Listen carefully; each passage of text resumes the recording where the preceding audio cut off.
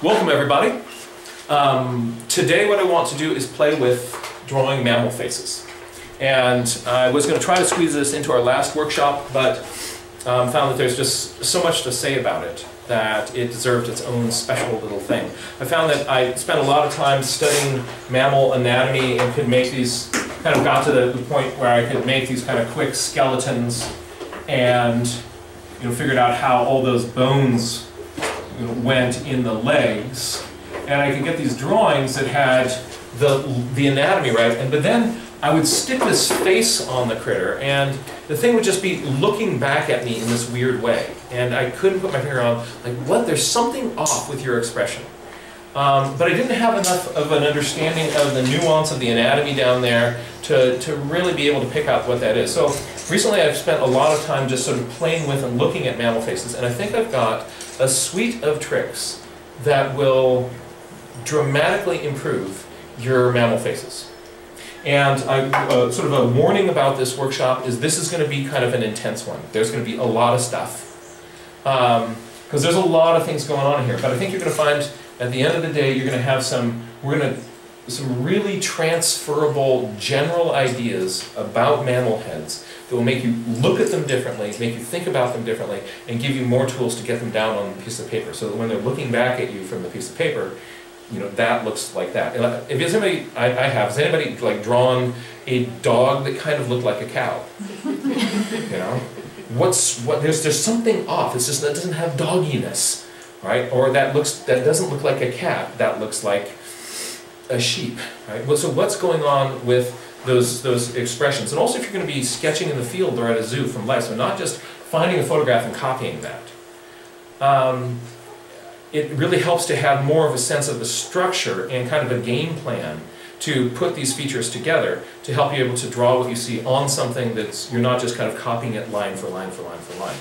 If you go online and you look at, let's say, for a tutorial on how to draw a cat, you'll see lots and lots of tutorials that are this sort of a thing. They'll say, draw a circle and then put crosshairs through it, and then draw a circle here, and then they're cutting this space into a certain number of things, and then you're drawing a line from this corner and kind of projecting lines out in these different ways, and then locating kind of geometrically all these things, and they kind of, with this circly line graph, plot in where all these features are going to end up. And they end up getting a drawing that looks like the picture at the end. But I actually don't think that approach for thinking about how to frame out heads is very useful.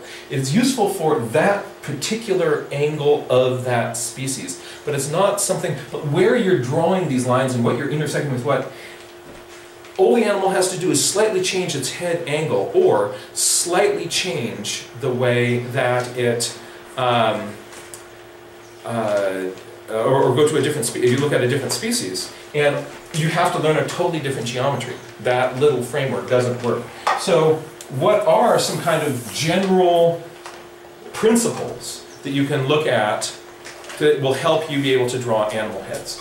What we're going to do is we're going to start by kind of getting under the hood of the mammal. We're going to get down and look at some facial anatomy that's going to be relevant for us artists.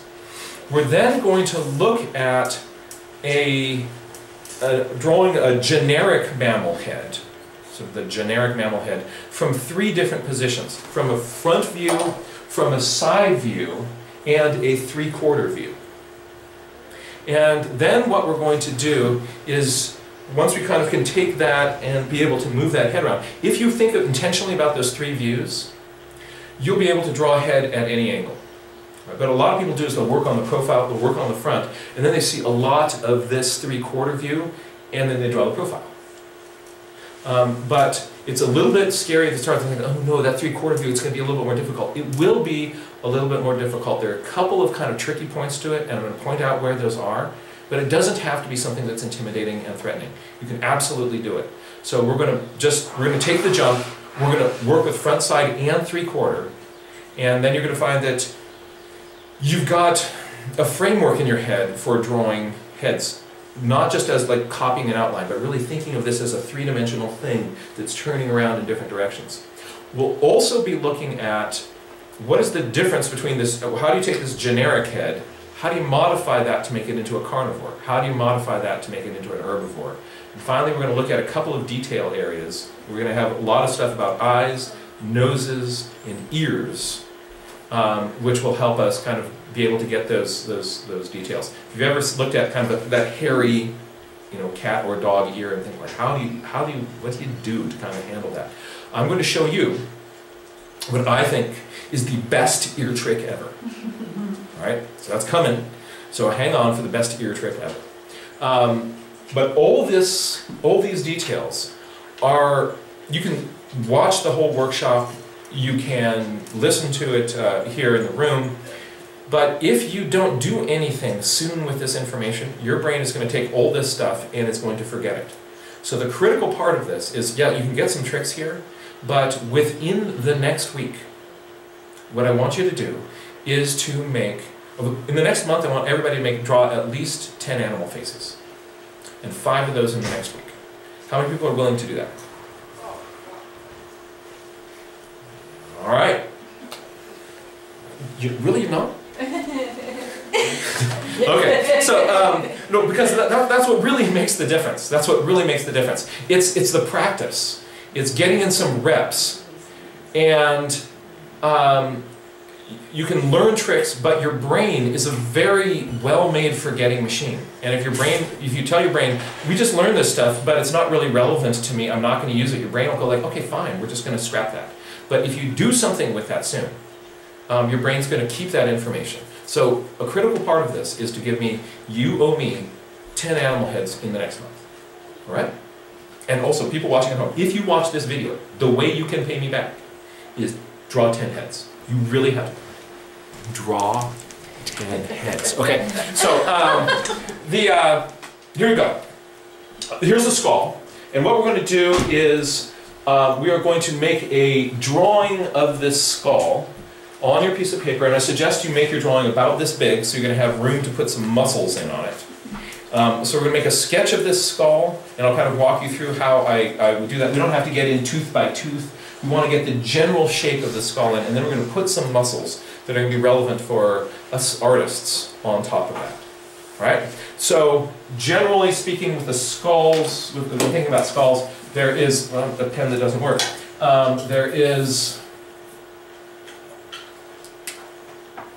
there's going to be a big brain case with a sort of muzzle extension sticking out the side.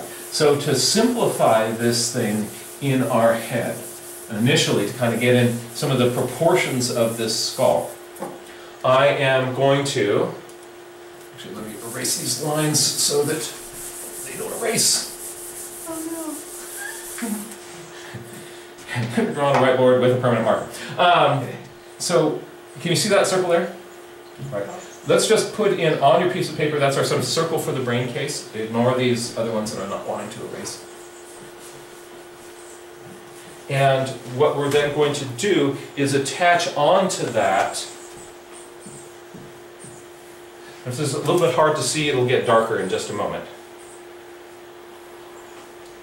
So this is, I'm initially just looking at what are the general proportions of how big this way versus this way. And the eye is, if this is the halfway point, the eye is back from that. So let's place the eye in on our drawing here.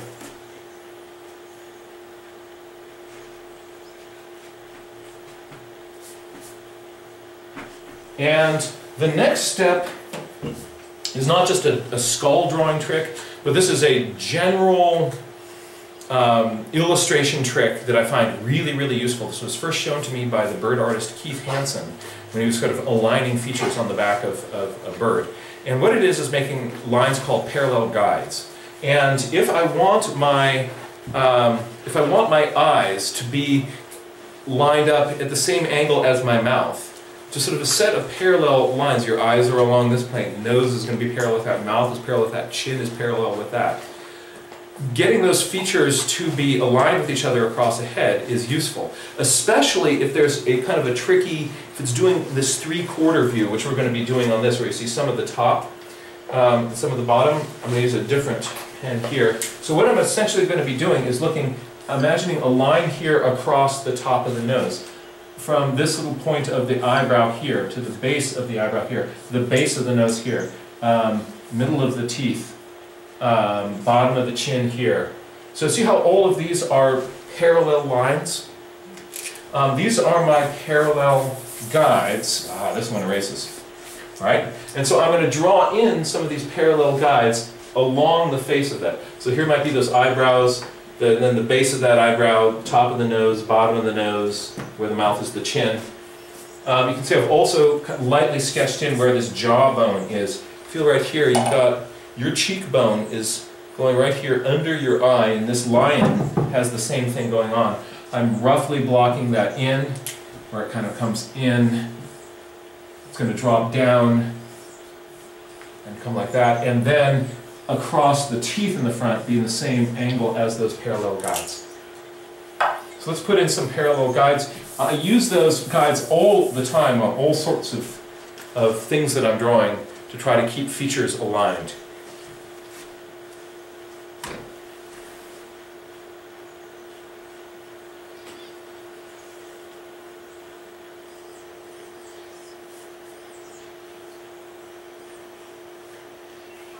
And then there's a number of surface planes, especially along the top here. There's this flat surface up here. Right? There's a surface here, here, here, here. I want to help myself think of this skull three-dimensionally. So to allow me to do that, I'm going to kind of try to carve in some of those planes, overemphasizing the angularity of this. And so on your piece of paper, you don't have to, here where those planes are gets a little bit more confusing, but here just along the middle of the face, very useful place to have features aligned. Because I've got the same feature on this side and the far side. I'm lining all of those up. So especially where I see both of those sides down the middle. A great place for blocking in the geometry of that skull. So if you spent time doodling in elementary school, making those little cubes and things, it now pays off. So you just kind of doodle out some, kind of get cubist with this skull.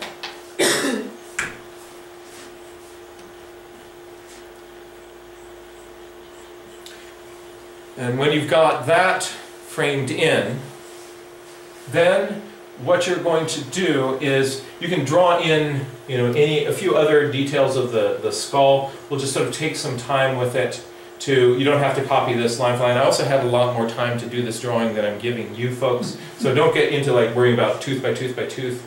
But see if you want to kind of put in a few other features to kind of round out your skull, or you can put in a little bit of shading. Don't make it too dark though, to just give yourself a sense of the volumes on this skull. I really like this shadowing here. It kind of gives you this as, think of this as a shelf. I'm cutting in under the shelf right there.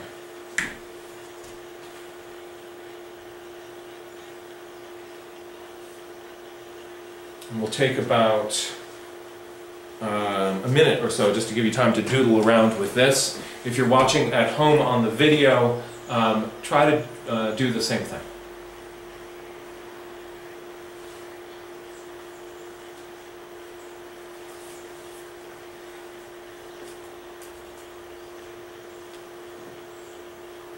And we don't need to get an exact copy of this, but you want something that is going to frame in this basic shape so that we'll have something to put our muscles on.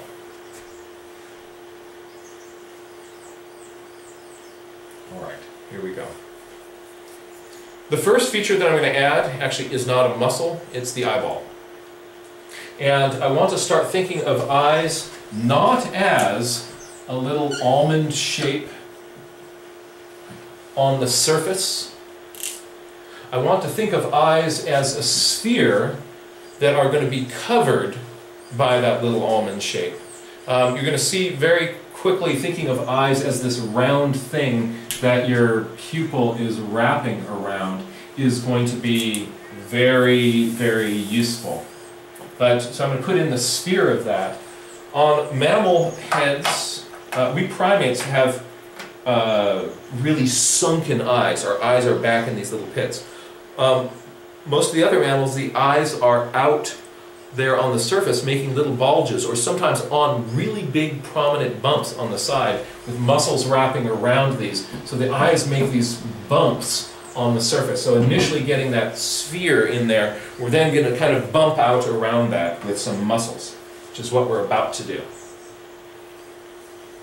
So around this, over both of the eyes, there is a ring of muscles that bulge out here on the head.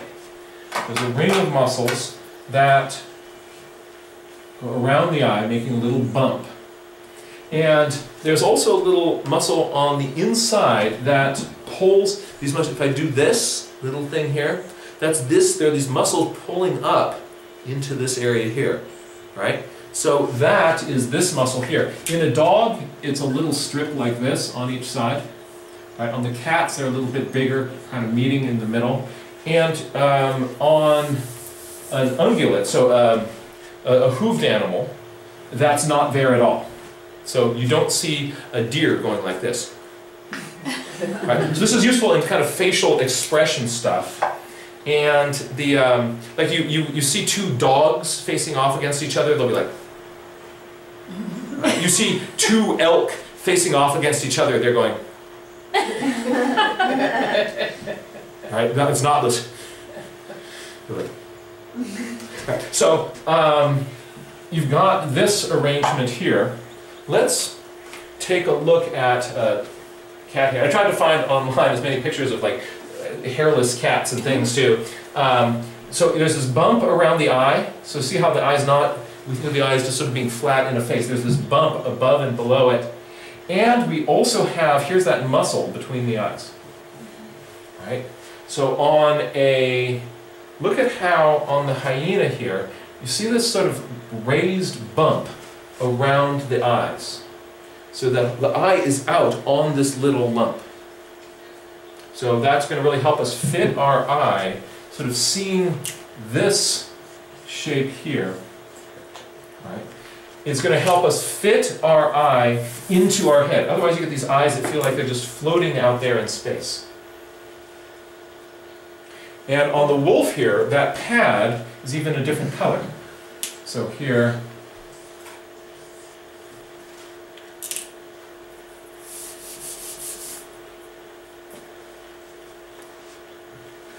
so this is the zone around our eyes. When people look at your drawing, one of the first things they do is they look at your eyes. So paying attention to the shape of those eyes, paying attention to the shape of the bumps that kind of mold the eyes into the head will really help your animal's expression. For the next one, I want everybody to put your hands here on your jaw and clench your teeth. Feel a little bump out when you clench? That's your masseter muscle, that's your chewing muscle. So things that chew, right, that muscle here, it goes from the bottom of the cheekbone, all the way along the bottom of the cheekbone, down underneath and over the jaw. So it connects the top with the bottom. That gives you all this sort of crushing and chewing. So on this skull here, it's going from this area in here, down over here, and chomp, chomp, chomp, chomp, chomp. That connects the top with the bottom. So I look at my buddy the hyena here. See this big chubby cheek? Right? This is some masseter muscle kind of chomp, chomp, chomp down in here.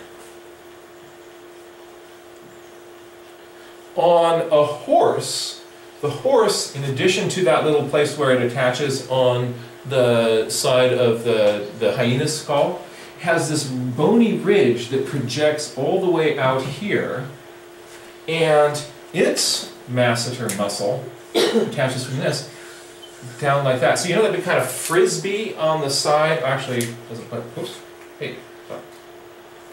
Wait, wrong way. Doesn't quite go out that far. Right, so it's going to project down along that, and then there's a little bit of that bone that sticks out there. So if you look at a horse face, There's that frisbee on the side of its head. Right? That's its masseter muscle. So it's a major kind of structural feature on the side of this head.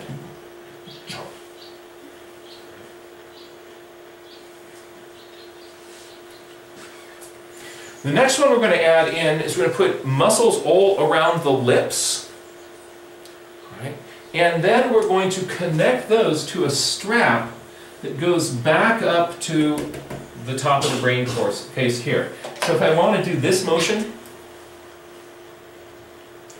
right, I'm pulling that strap back to pull back my mouth. And so add that into your skull drawing.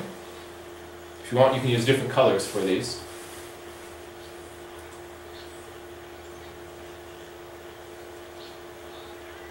And thinking about that structure helps you look at the mouth of an animal and have it make a lot more sense. Otherwise you have, like, here's my nose of my dog, and it just has this mouth that comes in. But actually thinking about what happens back here in the corner of the mouth is going to really help your critter head. So here's a moose, its mouth comes back here. Look at this little bump back here, right, with a strap coming back from it. See that bump? Mm-hmm. Corner of the mouth bump. This is a sketch by one of my favorite artists, William D. Barry. And he found a dead moose, and he took the skin off of it. Here are those muscles around the mouth, and that strap going back right like that. Right. Here is a bear. Here, you see that big kind of jowly bit back there? Kind of right around the back corner of the mouth, and a little bit of evidence of a strap here. Here is our lion mouth. Here, there is this zone of sort of jowly area behind it with a strap. So I can see that feature across a bunch of animal faces if I'm looking for it. That helps me kind of get my mouth. So I'm thinking of, how does my eye fit into the head, how does the mouth fit into the head? Otherwise what people tend to do is they just draw the eye, they draw the mouth, but by not putting kind of the associated structures around that, you just have these features that feel like they're floating there. So what I want to do is to try to get myself to think of, how do these elements affect what I see on the surface? The ears go on the back of the head, so at the back of the skull the ears attach. People often put them way too far forward. So they're going to be at the back of the skull. What I want to train myself to do is to look at an animal head, be able to visualize what is happening underneath the hood, underneath the skin there. Notice how this point of the jaw here comes up right, because the ear is at the back of the head, and the jaw comes up here where that masseter muscle is. That comes up right there to the back of the head, like to the ear. So the jaw to the base of the ear.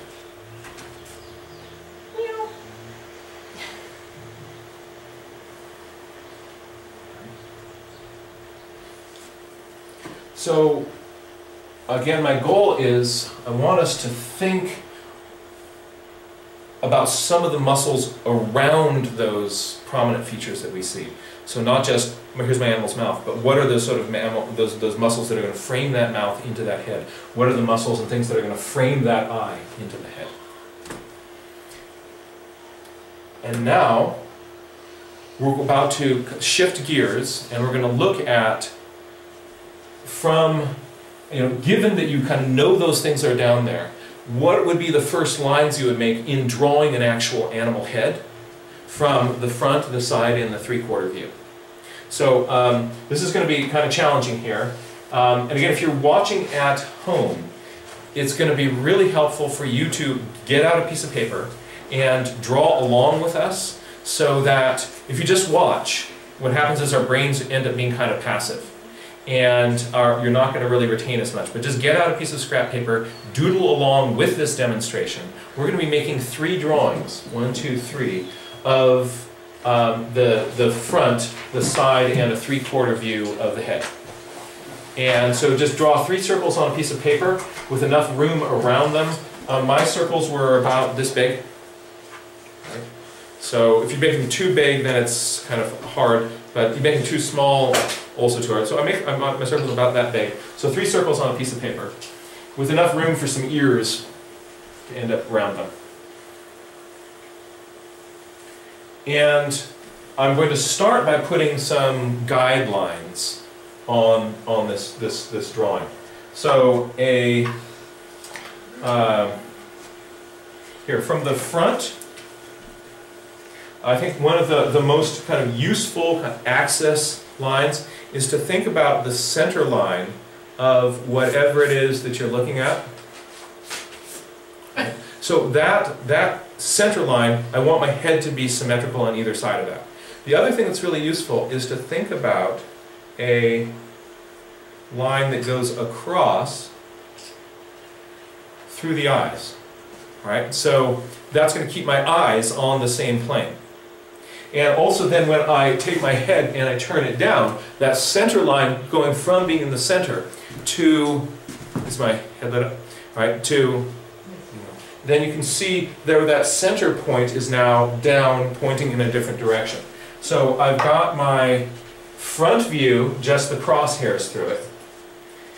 The side view, here that center line is now, you don't see it because it's on the side, but I'm going to project that eye line actually out of the head because a lot of times the snout is going to come out lined up with those eyes too, the top of the snout line will be on the same side.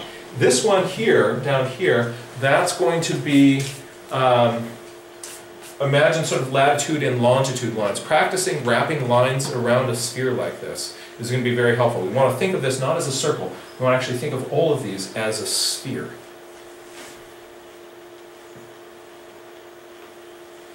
And then I'm going to wrap the snout onto this sphere. So from the side, it's pretty straightforward. Just you're going to see how long your snout is, how wide your snout is, and you draw that. From the front, my snout's going to come down from that eye line. This is the interesting one here. Again, if you spent some time in elementary school drawing cubes, it's now going to pay off. What you're going to do is take this angle here and just repeat that same angle out here. So you're going to come out to that, you're going to drop down to the same angle here. And then we're going to wrap that line into the head. So you're going to get kind of a cube going out that has a center line to it.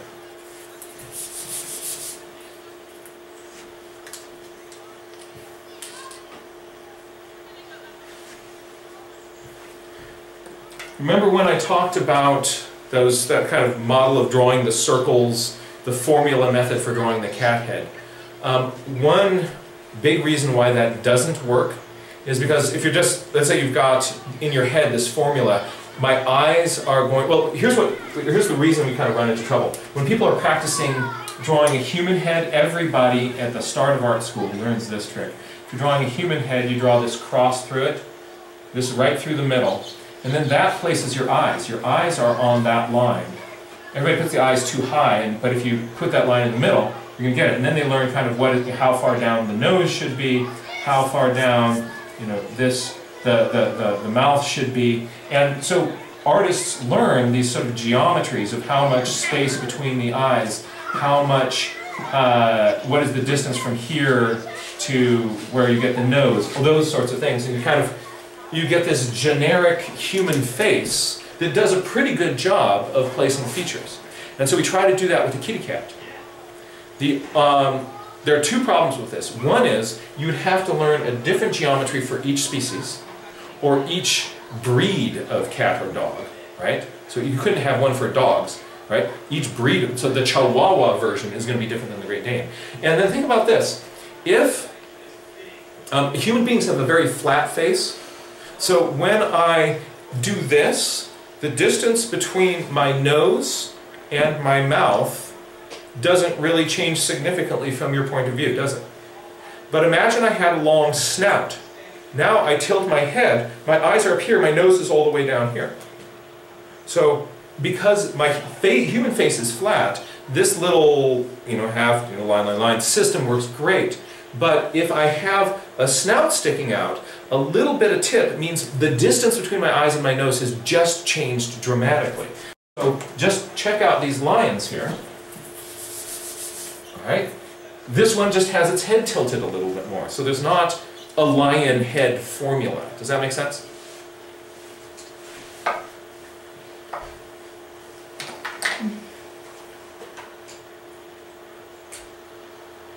So what do I do next? I'm going to put in my eyes. All right, I'm going to drop in these spheres where my eyes go. Again, thinking of the eye as a ball. And this is sort of some carnivore placement. We'll be talking about that a little bit more. I'm going to put, so these eyes are going to be up at the sides of the snout here. And once I've got this kind of framing, I can start to add in some other details. I'm going to put, if I did all the stuff lightly so far, I'm good. This would be the point where I'd start to draw a little bit more heavily and deliberately with my pencil. So, starting, here's my little nose shape. Little triangle, little right triangle from the side, more of an equilateral triangle here. And from the front, what you've got is if your box of your head is coming out like this, then you are coming back parallel to that for part of the top of the nose, and then you have your little snout sticking down from that. Notice that I made the side that is pointing towards you a little bit shorter. It ends up being foreshortened. So imagine you have, if this is the two sides of a nose, and the head gets turned this way towards you, notice from whatever angle you're looking at this black pen, because it's tilted towards you a little bit, is foreshortened, right? So the side, if you take a V, you rock it towards you, the side that's pointing towards you, you now see as a shorter line, right? I want to see if you can see this on the camera there. No. So, oh, the shadow. All right. So if this thing, we'll have this thing turn its head the same way. So, so it is going to be looking down this way. Did I just do that backwards? Yes, I did. So the one that is, let me see. Yeah, the one that tilts towards me gets shortened. So long side, and short side, long side.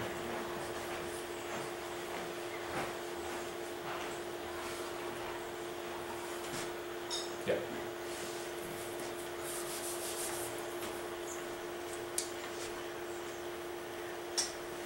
Now I'm going to. He's turning to the right. So it's turning this way. So if I was turning to this direction with it, this marker, you're now seeing this marker foreshortened, right? The side that's closer to you, you're seeing at a foreshortened angle. I think I confused everybody by holding this, turning it the opposite direction, while the picture on the screen is turning the other way. So sorry about that. Now I'm going to put a little muzzle around that. If you are drawing the side view and kind of getting this muzzle into the forehead shape, this ends up being really important. Some animals have a change in that angle there, while others, you'll see it is a flat slope all the way up the head. So horses don't have as much of a bump. Others, it even comes up and then tilts back like that at that point where the eye is. So looking at this negative shape up here, thinking of the area above the mammal's head as a negative shape is an extremely useful thing to visualize. So look for this negative shape to get that forehead angle. Don't assume that there's going to be a little dog-like ridge here. It could be flat or it could be even tilted back. From the front, you see this little upside-down Y where that mouth comes in. Right. And from the side here, I'm getting both that upside-down Y and that view of the side of the mouth. Little jowly bit around the corner there. Something I should point out, that a little mistake that I see that I've already made in this drawing. As I was drawing, remember I talked about those parallel guides? Really, really useful things. I drew those parallel guides and got my nose pointing the right way. But if I had, here's the bottom of this, if I had also put in a set of parallel guides on the mouth here, that would have helped me get the mouth on this side to be the same length as the one on the other side. But I didn't, so my critter here actually has a little bit of facial droop because I didn't make good parallel guides here. See that little bit of facial droop there? So that's another example of where those parallel guides can help you solve problems. I didn't do that, and so you've got a little bit of droopy face. Now the eyes. So from the front on this dog here, you're seeing a front view of the eyes. So think of the eye not just as a little almondy shape, but what we've got here is maybe you have an almondy shape with a little tail going on the inside. This little zone in here, on some critters, even a big kind of gland area, makes a little line, so a little tick mark on the inner side. From the side, you actually see this side of the eye. So you're actually seeing the edge of the eyeball there, like that. And so then the interesting part here, remember I said there are some things that are kind of tricky about the three-quarter view. One of the big things on getting the three-quarter view is paying attention to what the eyes do. This is really fun, because check this out. This eye here, it looks very much like this eye, right? So essentially you've got one of those eyes coming down here. You might just have it a little bit shortened, maybe not seeing it as long. But this eye over here, intuitively, when we draw eyes, people expect to see both eyes the same shape. But you tilt the head a little bit, this eye ends up being a dramatically different shape than this one. So a big trick with drawing something with the head turned at a three-quarter view is this far side eye, it's going to be somewhere between this view and that view. So that means the outside edge of it can be rounded, and I can see a little bit of the corner there. So I can have an outside edge, so I'm seeing different views of both of those eyes.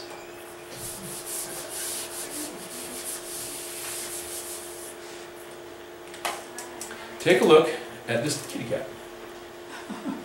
All right, so you see what's going on here? Here you have the almondy shape, and on this side, you're seeing the side of the eye, and then kind of pinching it out into an almond there.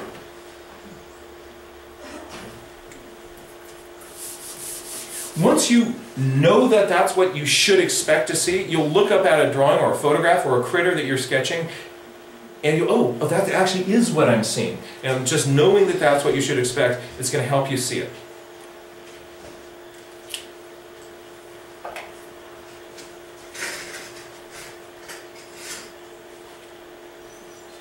And now, remember those muscles that go around the eye?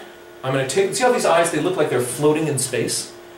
I am going to sink these eyes into the head. So putting that jowly bit around the mouth here puts that mouth in context on the head. I'm now going to do the same thing with the eyes. I'm going to put the muscles in around the eyes, a little bit larger on the top than on the bottom. And that really gives the eyes a place to sit on that head.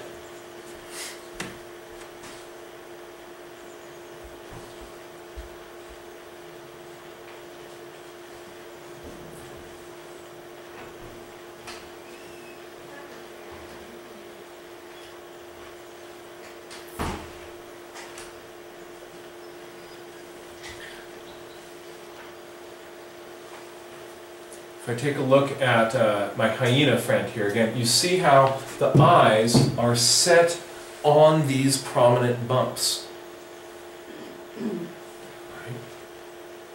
And so looking for that shape really helps me be able to set this eye into my face.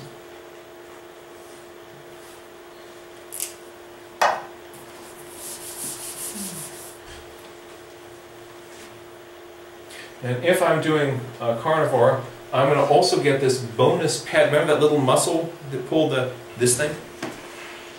Right?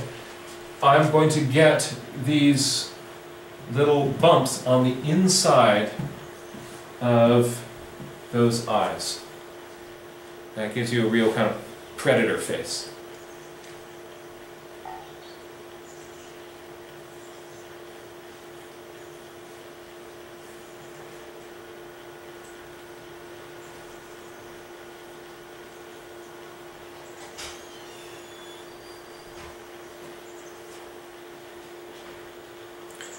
Now I'm going to start to fill in the rest of the head up to the ears, where those are going to go.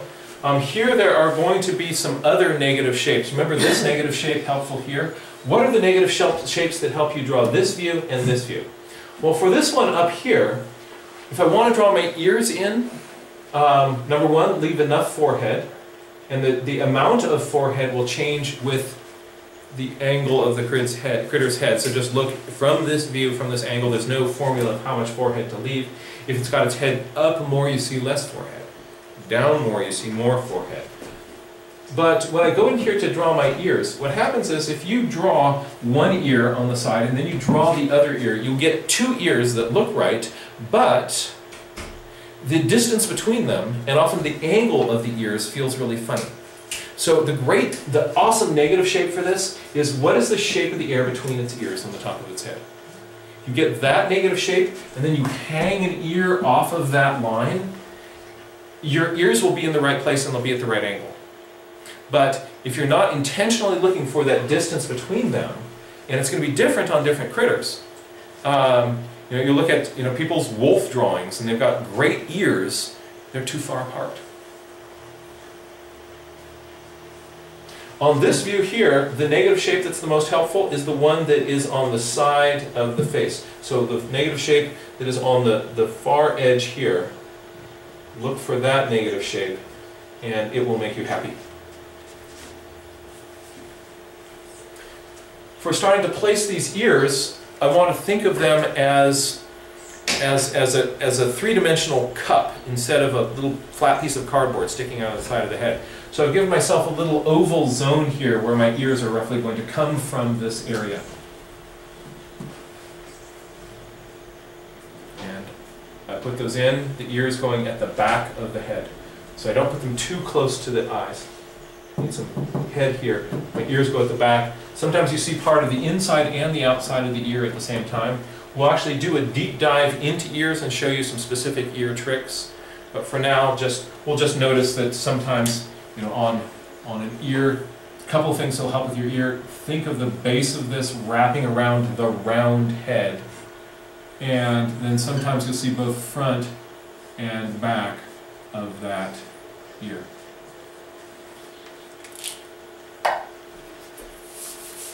Ear is really expressive. They can turn them in all sorts of different directions, so depending on how it's listening, how it's expressing things. They do a lot of signaling and communication with their ears. It'd be kind of fun if humans did that, like two guys in a bar. Kind of, oh really? That's interesting thought. Just think how like if we had Yoda ears, we could really, there'd be a lot of communication. The animals do tons of signaling with these big semaphore flags kind of going.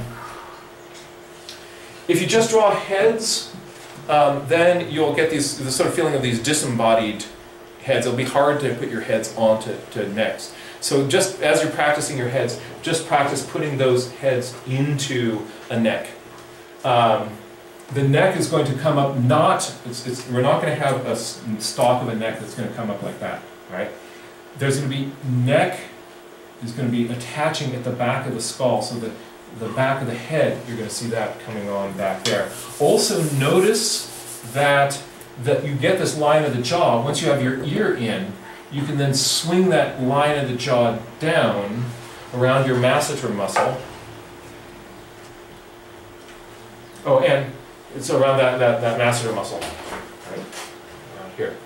The final thing is, on this guy, it just felt, you know, it stopped somewhere partway through this demo, stopped looking like a dog, and looks more like a cat to me. But it's got like a dog nose on sort of cat proportions, and it's a sort of chimera critter right now, sort of a little bit of both. So that just bugged me so much that I had to give it more liony features. So I gave it more of a liony nose. And lions have a bigger chin than dogs. So I put in mostly just changing the nose and changing the chin, and I get a lion face. There's one more thing to point out on this. I brought up that cheek now. So this cheek is now aligned. But notice that I didn't pay as much attention to where I've got a parallel guide in there showing me where my nose should be, but I didn't really pay attention to it, so you end up with this end corner of the nose a little bit too high. So again, I guess I shouldn't say, you know, draw parallel guides in. I should say draw parallel guides and use them, which I didn't. But notice how just moving the cheek up really helped the cheek. See, this is droop face. That's better, right? But the nose is now at a cattywampus angle. Oh well. But it's instructive, right? So you're like, oh, look at that. Just imagine that down.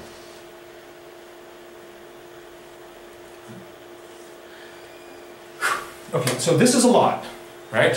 What we've done is we've taken a look at the head, some important features on that head, and how those are different from the front, the side, and this three-quarter view. Getting yourself to lose your fear of the three-quarter view is really a liberating thing. So I want to encourage everybody just to play with that, and that view will become your friend. We're now going to take all these are predators. We're going to take a slightly different tack now and just look at how would this look if you were doing predator heads versus prey heads.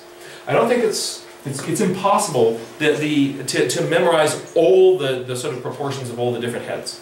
There's a lot of mammals out there. Mammals are a really diverse group.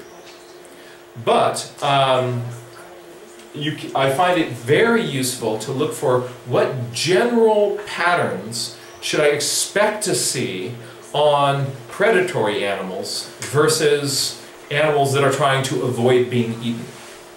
Right? So I see. So what's one thing you know? Eyes on the side of their head. Right. Who has eyes on the side? Ungulates. Ungulates. All right. So she says eyes on the side of the head. So ungulates are things with, that means things with hooves. The eyes are out here on the sides, looking out this way. So if so a predator has the eyes in the front for really good 3D vision, so that when it jumps at something, it's going to be able to land on the right spot. But a predator, but if you are trying to avoid ending up in the stomach of somebody with good 3D vision, you have your eyes out on the side for better peripheral vision. So eyes in the front likes to hunt, and eyes on the side likes to hide. And that's one general rule. Let's start with a diagram like this. We're going to have 4 heads. It's going to be a deer on the top row. It's going to be a coyote on the bottom row. And what we're going to do is just everybody start with a little framework like this. So again, deer, coyote, and we're going to place our eyes on this. So start thinking about where the eyes ought to go. Which are deer, which are coyotes? Top row is deer.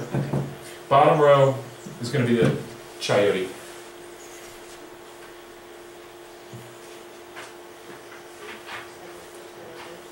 So for the deer, where do its eyes go? Side. So we're expecting to see its eyes out on the side. For this guy, we expect to see the eyes Front. front. Let's see. Kaboom! Right? So already we're getting in predator-prey portions. This eye placement and shape thing, by the way, is probably the #1 thing. If you pay attention to this, get the right eye shape for the species that you're looking at and right eye position, it will radically improve your animal heads. Right? So this is the first part of it. But now it's going to get slightly more nuanced than this, and this is kind of fun. So for this, for the coyote, from the front, what view of the eye, what shape of the eye do you see when the coyote's looking straight at you? Straight on. The straight on front view of the eye. So I would expect this to be, right, that little almondy shape from the front. From the side, what would I expect to see here? A little triangle thing. Right? Now, for the deer, from the side, what view of the eye would you expect to see? A lot. You expect to see a lot of the eye, right? So we're expecting to see here a lot of the eye. That full view of the eye. And from the front, what view of the eye do I expect to see? Same thing. Well, angled at the beginning and rounded toward the back. So you're saying angled in the beginning, something like this? Is that what you're saying? With the So I guess I should put this on the for this eye. Is that what you're saying? I think. Half moon. Well, let's take a look at a lion. Right? Is that what you expected? So lion from the side, eyes on the side view. Right? We've got the rounded in front. Lion from the front, tell me what you expect to see? Straight on. Straight on, kaboom. So that part. Now let's take, say, a pronghorn. So it's not really an antelope, but people call it so. The pronghorn or a deer. When you're looking at the side of it, what view of the eye do you expect to see? Full. Full eye. Look at that. Isn't that cool? Yeah. So, pronghorn from the side is the front view of the eye. Pronghorn from the front, what do you expect to see? Half moon. Side view of the eye. Isn't that cool? So there it is, right? The rounded part.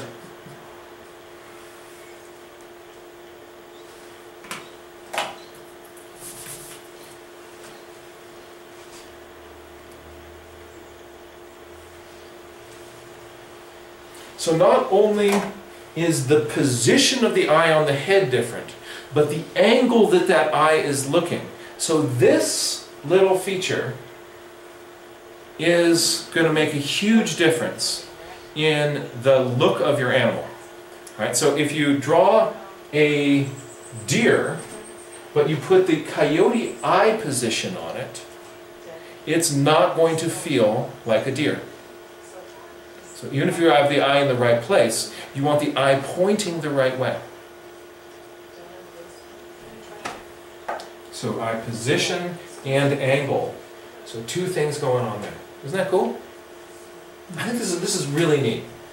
This makes a big difference in getting your critter head to look like what you're looking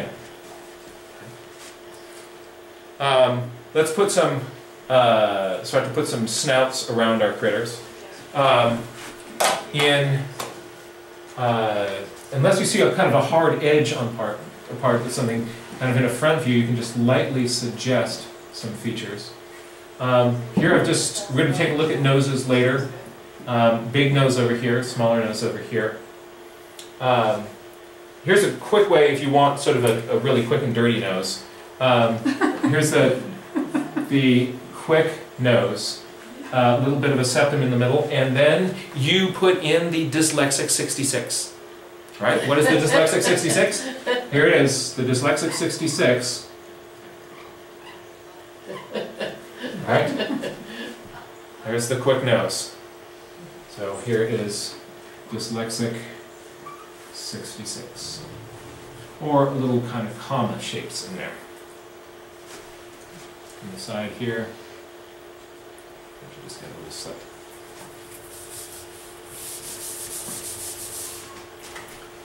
Look at the different forehead profiles on the. Remember when I said that negative shape up here is really important?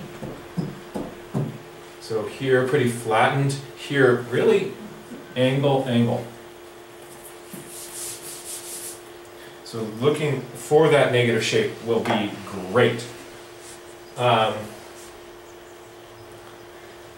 Now let's put those muscles around the eye. These eyes feel like it's floating in the middle of the head. Right? So let's lock that in with some of those bumps around the eye. Bigger on the top, smaller on the bottom. And on the carnivore here, it gets those bonus little inner pads.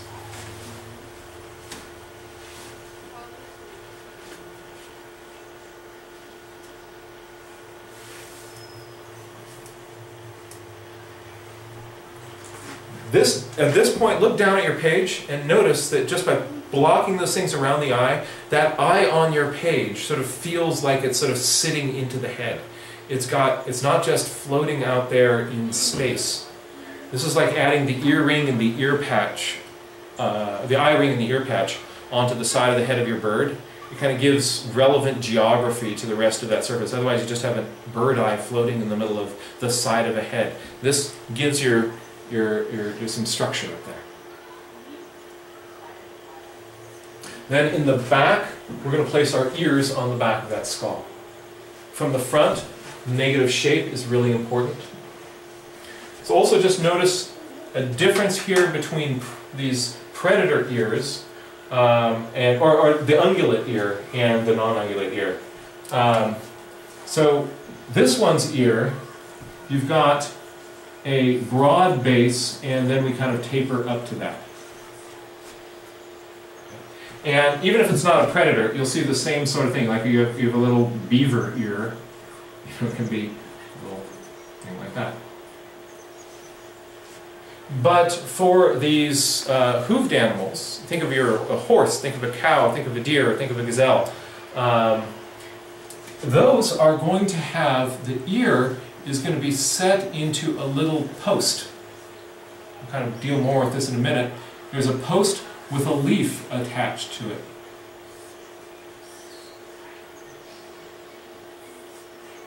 So it goes small, big, small again.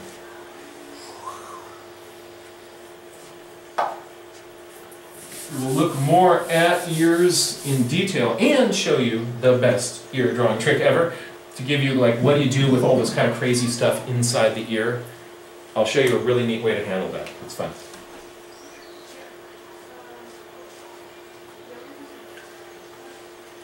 Here's some necks and jaw lines. Again, from the base of the ear is the back of our skull.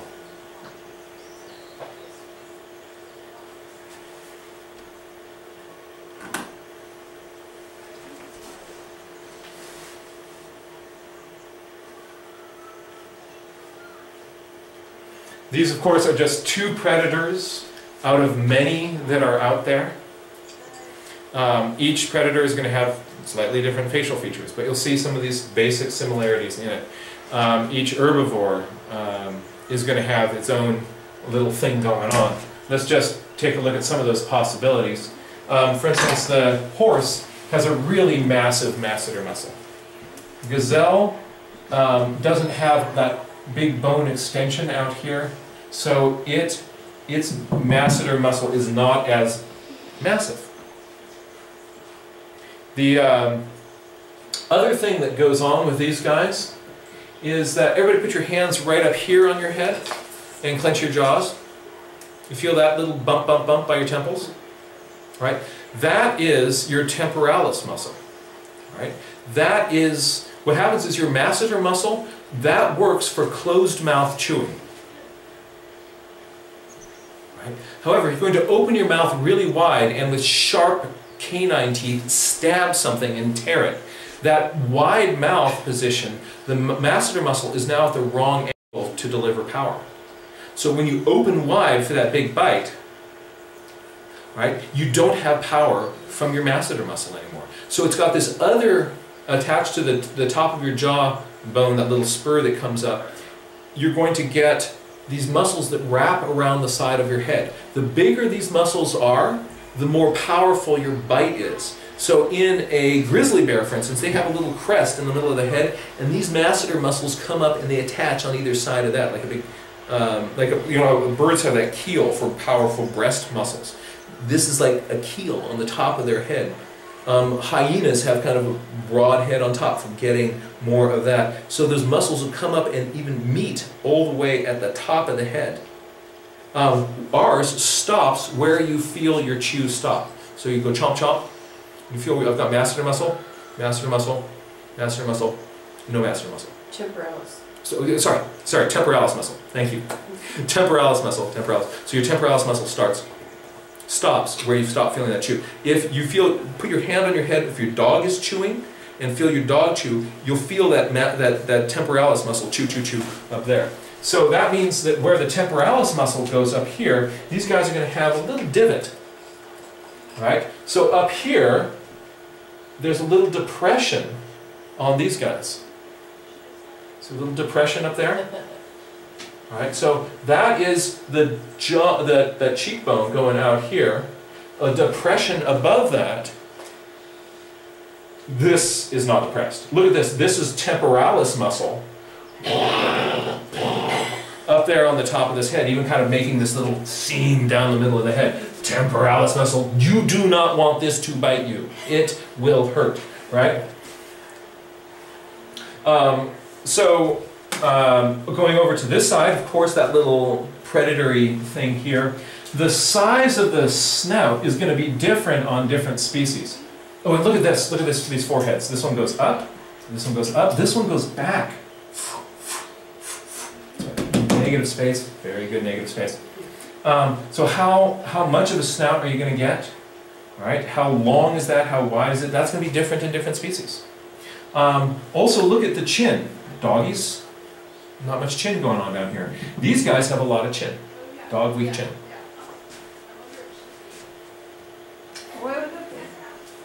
I don't know. I don't know what the function of these big chins are. That's a really good question.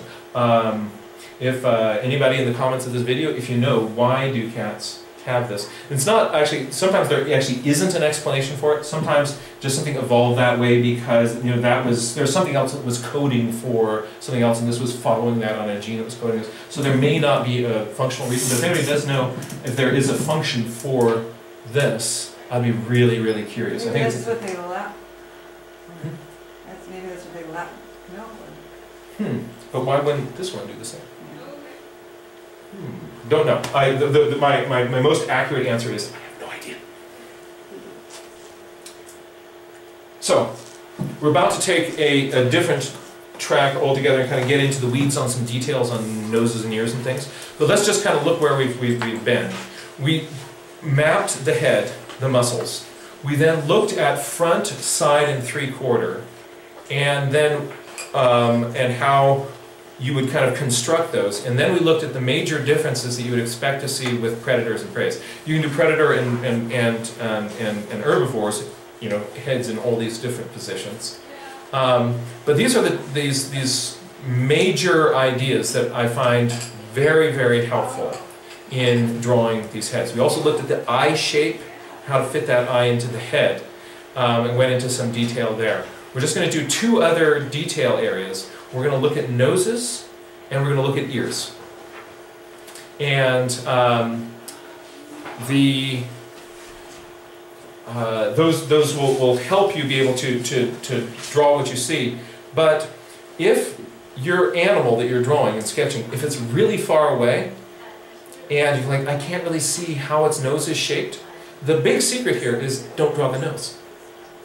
Right? On that distant critter, if you just sort of see there's some dark thing in the front of its face, draw the front of its face with the dark thing there. And don't think like, okay, I'm going to make its nostril this shape. If you can't see it from that distance, don't draw it. Right? Same is true for birds, for anything you're drawing. Don't draw what you think should be there. But if you're there in the barnyard and the little goat's looking over the fence, you go, look at your nose. Right? If you're at nose looking distance, you've got a model saying, like, what shape is the goat's nose? And the goat's going, right? So you can just look at that goat nose. So you don't have to memorize all these different noses, but getting some kind of familiarity with some of the variation in shape does help you, and it also helps you be able to look at a nose and kind of like, okay, there's the center line, there's the dyslexic 66. And so here's Spot, right? And look at this. So you've essentially got a ball here with a line down the middle. You have the sort of sleepy dyslexic 66. And notice that this part here is on a plane from the side. You have the nose that comes out like that. Right? It's got this flat surface here. And so this part here is at a different angle. It's in shadow.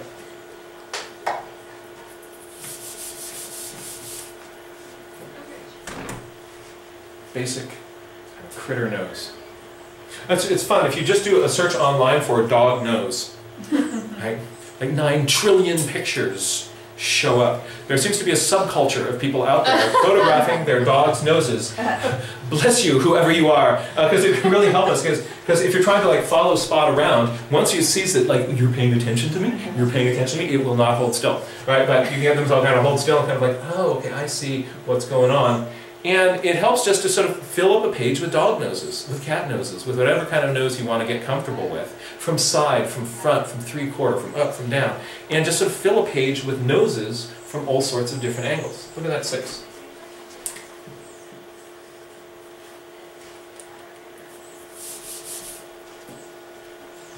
So just go on a nose hunt.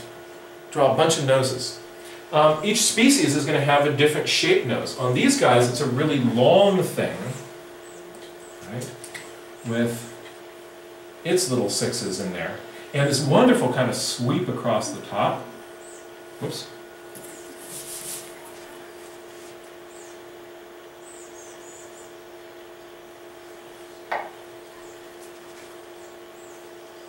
Yes?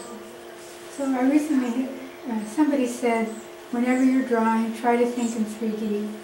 So if you're drawing from a flat picture like this, what would help you to make it look more?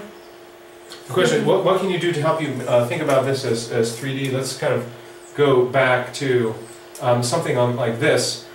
One of the most powerful ways you can help yourself think in 3D is to get yourself, what does it mean to think in 3D? It means I want to visualize the planes. Write this down. Visualize the planes. The planes are the surfaces that are at the different angles. So here is one plane, here is the other plane. The plane here is at one surface, coming out like this, coming out like this. I don't want this to look flat. If I visualize planes, I then can start to get them onto my piece of paper. A really useful way of showing the planes in something like this is to just get that change in value, because where there's a change in planes, the light will strike that differently. So shadows often show you the edges of planes. And so it's not something you do kind of, it's not just this little thing afterwards. Really kind of getting that, oh, here's plane number 1, here's plane number 2. What are those different surfaces that make up an object? On this one here, I'm seeing that there's sort of a plane in here. There's also a plane going back here like that. And there's also this here. So I've got number 1 in bright light, number 2 wrapping around the side, number 3 this top surface in light. So whatever it is that you're looking at, think of what it means to sort of start to think three-dimensionally is you'll look at something and your brain goes like, what are the planes? What are the planes? What are the planes? The work of William D. Barry is masterful with this. You'll see these bodies of elk and deer, moose, and all these sorts of things, and bears, and he's just carved in those planes. He's thinking, where are the planes? Where are the planes? And with a few kind of crisp pencil strokes, gets it. Those planes are also where you're going to find your boundaries of your shadows on your bodies. So check out the work of William D. Barry. The best book I would say is, it's called Alaskan Field Sketches by William D. Barry. The most, hands down, the most inspiring mammal drawing work I have seen anywhere. It's 99% pencil sketches. And amazing, amazing, amazing. You'll see, look for it for those planes. Kind of just check out those planes. What's the title again? Alaskan Field Sketches by William D. Barry. I haven't mentioned whisker beds, but I probably should. The whiskers on the face do come from that pad above the eyes, but also there's a little pad right in here above by the cheek here called the whisker bed. And the thing to notice about that is that the whiskers in those go in lines. Right? So the whiskers aren't randomly placed, they are in rows. And some critters actually have dark stripes on those rows too. So look at those, already. So people think like whiskers kind of come out, we think of like, you know, human hair face whiskers coming out randomly, but they're deliberately, these vibrissae are coming out of those little rows. Look at that nose. The eyes are different colors. Isn't that cool? That's a crazy cat. Freaky. Oh, and, yeah, that's pretty freaky. Also, just one other thing to mention about these kitty cat eyes, obviously elliptical pupils here. So what people will say like, oh, cat's eyes have vertical pupils. And so they'll draw a lion with vertical pupils. Round pupils. So big cats have round pupils. You will also see, this is a very common thing that you're going to see, if your cat is up looking at you like this, the pupils are kind of out there in the middle of the eye. But very often lions and things, their head is down, dogs, wolves and things, so if they just have their head down slightly like this, a more comfortable angle, you will see the pupil placement up here. Right? And so they're kind of looking at you, you know, through their eyes that way. Kind of gives you that lion stare. But we tend to, because we think of kind of cartoon eyes, people tend to do that. Right? Or worse, on the lion.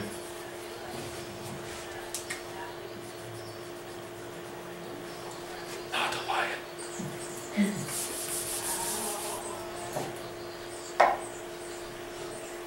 Yeah.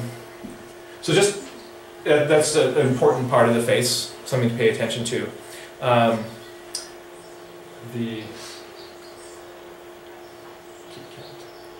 So here's just a bunch of noses. I just went on a nose hunt for some lions and doggies, and just fill up a page with noses.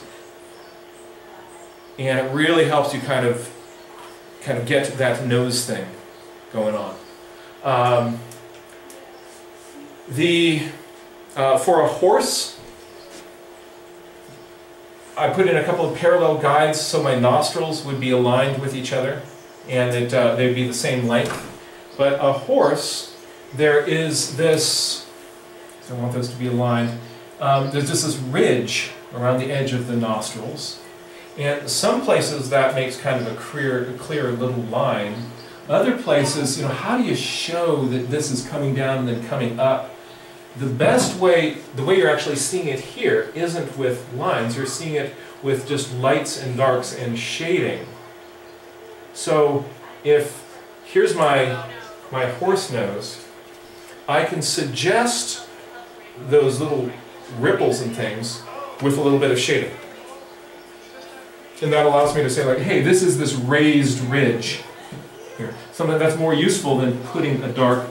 If you just take a dark line and you put it like, oh, you've got this little ridge around here, right? then you kind of like, you've got this weird thing on the side of your face. What are you saying? What is going on here? So think of how you can leverage value, the difference between dark and light, to help you do this. See the same thing going here on the lip. It means that lip is sticking out, it's in the sun.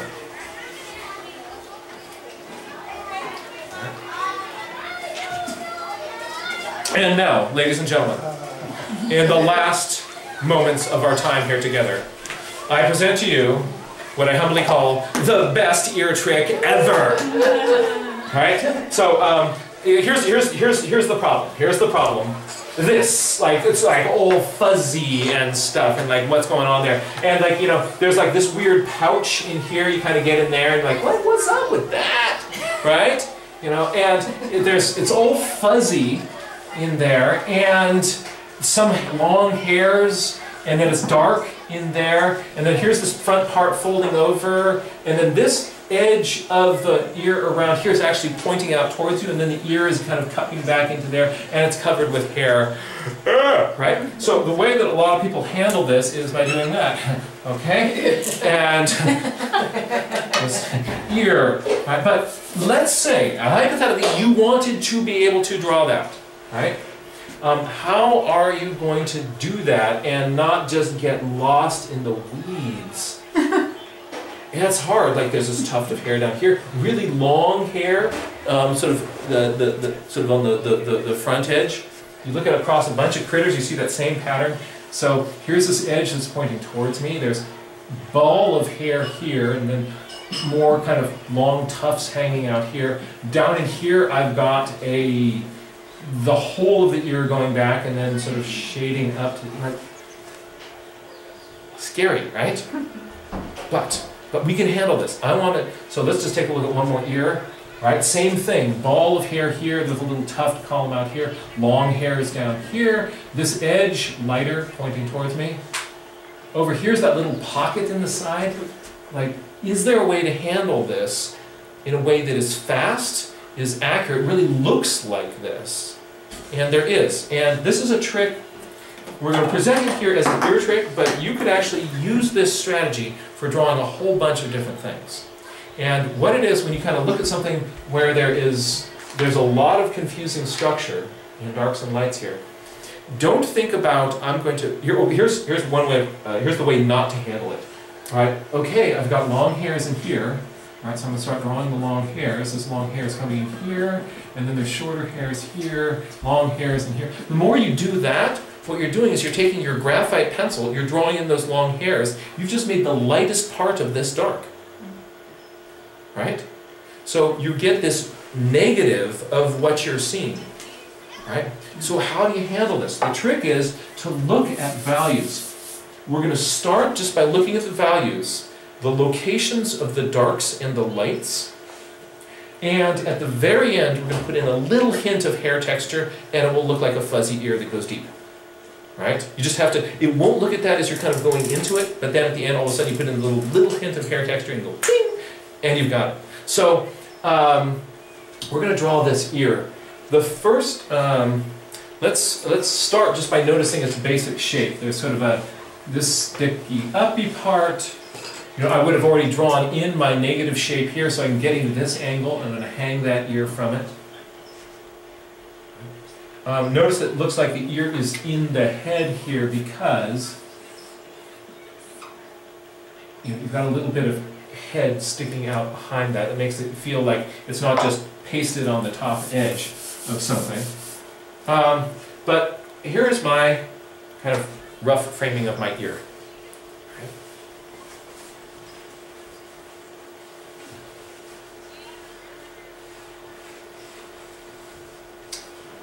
Now,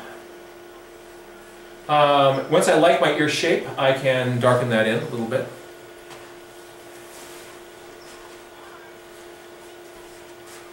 And let's maybe go back to that ear for a second. Let's just kind of think about it now in terms of dark and light.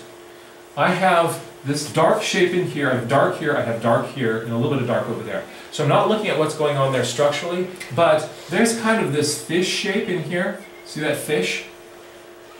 not all wolves have a fish shape in their ear, but this one right now, just because of the way that these hairs are laying, I'm getting kind of a fish shape in there.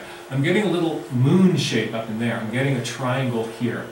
I'm getting a weird zigzag over there. Those are the dark shapes in this ear. And what I do is, without worrying about what they are, what's causing them, what's making them,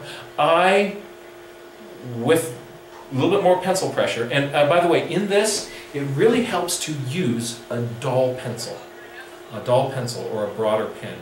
Probably a dull pencil is the best trick for this, because then with a few strokes, I can get in. Here's my fish shape, my little squiggle, my moon, my triangle. Right? And notice that I'm making my little scribbly lines this way. If those lines show up through, they'll just feel like, oh, there's a little bit of hair texture kind of going this way. So I'll do it, my little squiggly lines, generally in the same direction as the hairs are laying in this thing.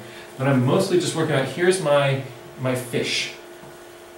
And I'm not, trying, this little zigzag is where that little slot was on the side of the ear.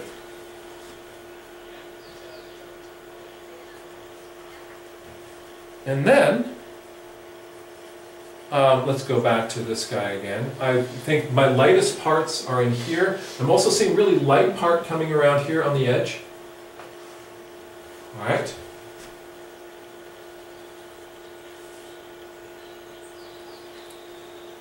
I put in a second lighter value, leaving light part in here, leaving light around the edge.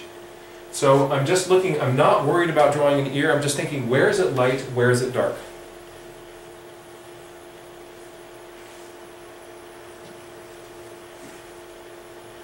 And the final thing is, I'm going to put in a little hint of hair texture. So what am I doing around this edge here? A few little tick marks. Right? In here, I want this to be hair. I want this to be hair. So what I'm not doing is this. Don't make them this way. Instead, with your dull pencil, go out here into the dark and press and flick it in this way. Press and flick into this to carve in. You don't want them to be symmetrical, but a few kind of asymmetrical little darks into that, and those will feel like cracks in these clumps of fur.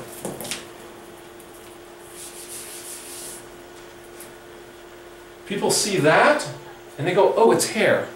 All right? Oh, this thing is fuzzy. It's short hair up here. Oh, it's long hair down here and some long hair down here. And also notice that I'm going to take, maybe in this darkest part of the ear, I'm going to punch that dark in a little bit more.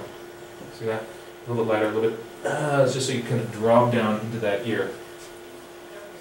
You do that, it will feel like a fuzzy ear fast.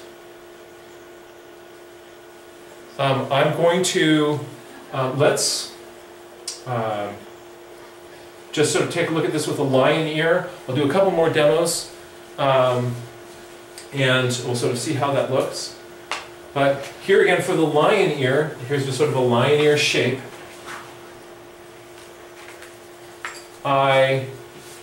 Once I kind of get the general shape that I want, I can punch in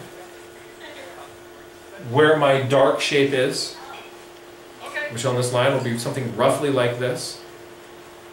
So I'm just going to have a lighter edge around the side here.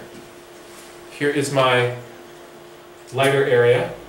And then look at how much punch you get with a little bit of hair texture in there. You do that, notice these are flicked in. As you start to do those little flicks, it's fun. And so you want to do more, and then you want to do more, and then you overdo it. All right, so just a few little flicks, and then you stop. Stop before you think you're done. And see, it gives you this kind of organic, ear, fuzzy, fluffy texture. You can do this on a big ear or a little ear.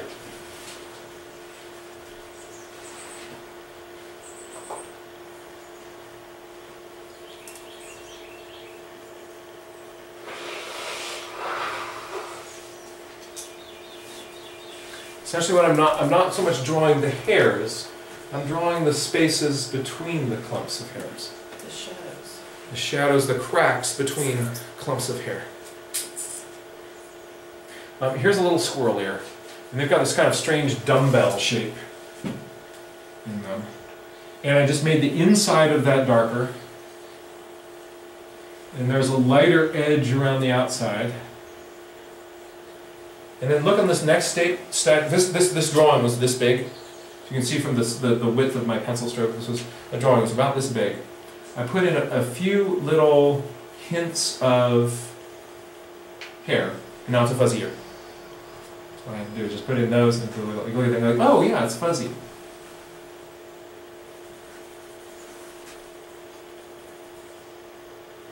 But that detail, like on a lot of the demos, the detail comes in at the end. If you're drawing a deer ear, or another ungulate ear, so this is not looking at the two ears on one head, this is two different drawings of ears. There's a little cone at the bottom, and then the ear is going to be placed on top of that, a little leaf-shaped thing that can wrap around there. And this gives the ear much better mobility and be able to, one turns one way and listens over here, this other one's listening over here. Watch a deer move its ears around, or a horse. You'll have one ear looking one way, the other listening the other direction. Here's a little edge. Sometimes you see the inside, here you're looking at a lot of the back of it. But expect this kind of ear on the hoofed animals. And so take a look at the back of this horse here. See that? Little column with a leaf set into it. Compare that with a carnivore's ear. Broad base tapering from there.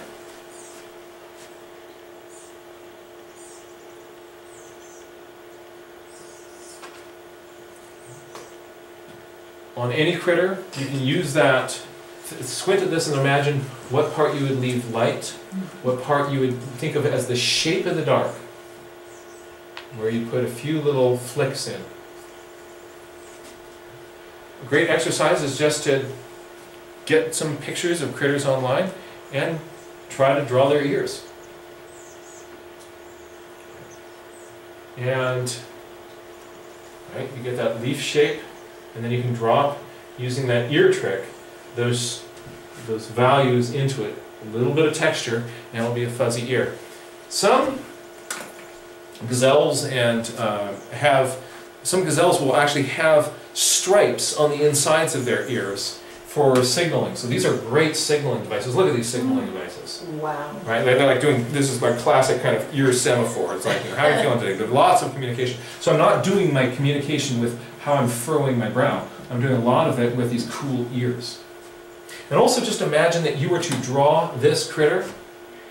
If you drew a head and then drew an ear and then drew the other ear, but you were not intentionally looking at the shape between its ears, you would put those ears up higher on the head. There's no way you would let yourself do that. That looks wrong. But when you intentionally go looking for what are you doing, you'll see this, draw in that shape, and then the ear hangs on the underside of that line. Right? That's the power. Like we think that the ears ought to be up here like this. Right? But we want to just look for this critter. Where do you actually have ears? That's why that negative shape is so lovely. So lovely. Last big thought. Again, if you can't see details of nose, eyes, ears from the distance that you're looking at, don't draw it. Don't draw it. Leave it out. Just use some value in that area. And but if the critter is close enough to see these sort of things, then you can do it. Right? My favorite illustrator, again, William D. Barry. Take a look on this next sketch at, look at the way that he has handled the area on the insides of these ears. Right? Look at the way he's handled the insides of these ears. And that little area around the eyes. And the nose.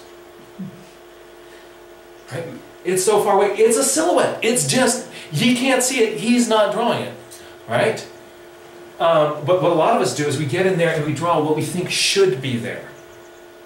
So if you can't see it, don't draw it. I guess the one exception to that rule is if you're drawing a big cat, you have to draw the eyes because there ain't no way to hide those lion eyes. So my friends, I'm going to leave you with that, but you've got a bag of tricks now for constructing these heads, for looking at some of the features on them, how to turn those heads around, what you'd expect to see on different groups of animals, and some strategies for eyes, some strategies for ears and noses. The most important thing is to get out there and to play with it, and to play with it soon. Otherwise, the best tricks that you just learned, your brain's going to go and throw those away. So, in the next day or two, 5 drawings. These don't have to be like, a 2-hour drawing. This could be a 15-minute drawing. This could be a 10-minute drawing. But just draw an animal head, another animal head, draw another animal head. All right? And then in the next month, do at least 10 animal heads. But in the next day or two, draw half of those. Right? Or if you draw more, even better. What you want to do is just get some reps in soon. And you want to kind of push yourself just slightly outside of your comfort zone. So if your comfort zone is like, I want to mess with the profile, all right? I don't want to handle that 3/4 view. So you can start with that, but see if you can get yourself to just play with some of these 3/4 view things. If you can get your brain to accept the front, the side, and that 3/4 view intentionally, then all the possibilities open up. And you can absolutely do this. So have some fun. Thank you for coming. And I'll see you sketching in the field. Thank you.